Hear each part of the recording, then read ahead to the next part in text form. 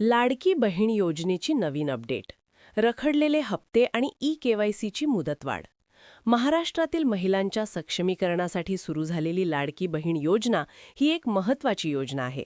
या योजनेअंतर्गत पात्र महिलांना दरमहा 1,500 रुपये थेट बँक खात्यात डीबीटीद्वारे जमा होतात, ज्यामुळे त्यांच्या आर्थिक स्थितीत सुधारणा होतो. परंतु गेल्या काही महिन्यात ई-केवायसी प्रक्रियेत झालेल्या तांत्रिक चुका आणि आचारसंहितेमुळे अनेक लाभार्थ्यांचे हप्ते थकले आहेत. आता मात्र सरकारने मोठा दिलासा दिला आहे. ई-केवायसी दुरुस्तीसाठी 31 मार्च 2026 पर्यंत मुदतवाढ दिली असून रखडलेले हप्ते एकत्रित जमा करण्याची प्रक्रिया वेगाने सुरू होत आहे.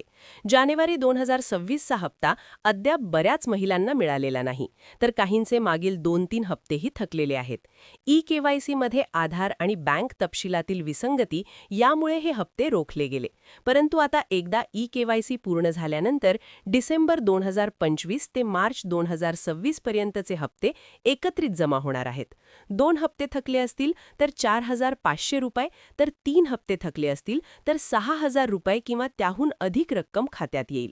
उद्यापासून सकाळी 9 वाजेपासून जानेवारी हप्त्याचे वितरण सुरू होणार आहे. पुढील 4 दिवसात हे वितरण पूर्ण होईल. 2026 मध्ये अद्याप हप्ता जमा न झाल्यामुळे हा महिलांसाठी आनंदाची बाब आहे.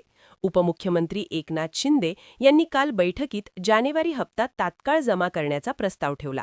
मुख्यमंत्री देवेंद्र फडणवीस यांनी सहमती दर्शवली आणि निधी उपलब्ध असल्याने प्रशासनाला मार्ग मोकळा झाला. मात्र हे वितरण टप्प्याटप्प्याने होईल. सुरुवातीला 12 छोट्या जिल्ह्यांतील लाभार्थ्यांना आणि 5 प्रमुख बँकांमधील खाते असणाऱ्या महिलांना हप्ता मिळेल. एकाच वेळी सर्व जिल्ह्यात पैसे जमा करण्यात अडचणी येतात, म्हणून लहान जिल्ह्यांपासून सुरुवात केली आहे. या 12 जिल्ह्यांची यादी सांगली, धुळे, जळगाव, गोंदिया, अकोला, वाशिम, अमरावती, छत्रपती संभाजीनगर, सिंधुदुर्ग, रायगड, हिंगोली आणि धाराशिव ही जिल्हे आहेत. लाभार्थी संख्या कमी असल्याने निवडली गेली आहेत. उद्या या जिल्ह्यांतील महिलांच्या खात्यात 1,500 रुपये जमा होण्यास सुरुवात होईल. काहींना मागील हप्त्यांसह 4,500 किंवा 6,000 रुपये मिळतील. सुरुवातीला 5 बँकांमध्ये खाते असणाऱ्यांना प्राधान्य SBI, bank of Maharashtra, bank of India, Indian post payment bank आणि सेंट्रल बँक ऑफ इंडिया या बँका सरकारी असल्याने डीबीटी प्रक्रिया सुलभ आहे. सुट्टीतही पैसे जमा होतात. SBI आणि बँक ऑफ महाराष्ट्र यांचा विशेष समावेश आहे. जर तुमचे खाते या बँकांमध्ये असेल आणि तुम्ही या 12 जिल्ह्यांतून असाल तर उद्या सकाळी SMS येईल आणि पैसे जमा होतील. अन्यथा 4 दिवसात नक्की मिळतील.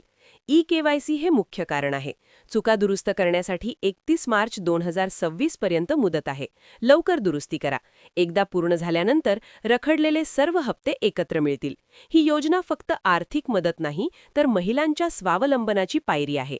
ग्रामीण महिलांना मुलांच्या शिक्षणासाठी किंवा छोट्या व्यवसायासाठी हे पैसे उपयुक्त ठरतात. डीबीटीमुळे भ्रष्टाचार कमी होतो आणि पैसे थेट पोहोचतात. आचारसंहिता आणि तांत्रिक अडचणींमुळे विलंब झाला, परंतु आता शिंदे आणि फडणवीस यांच्या प्रयत्नांनी प्रक्रिया वेगवान झाली आहे. सर्व महिलांना आवाहन: ई-केवायसी पूर्ण करा किंवा दुरुस्त करा. 31 मार्चपर्यंत वेळ आहे. घाई करू नका, पण वेळ वाया घालवू नका. उद्यापासून वितरण सुरू होईल. तुमचे हक्काचे पैसे नक्की मिळतील. सरकार तुमच्या पाठीशी आहे. काळजी करू नका.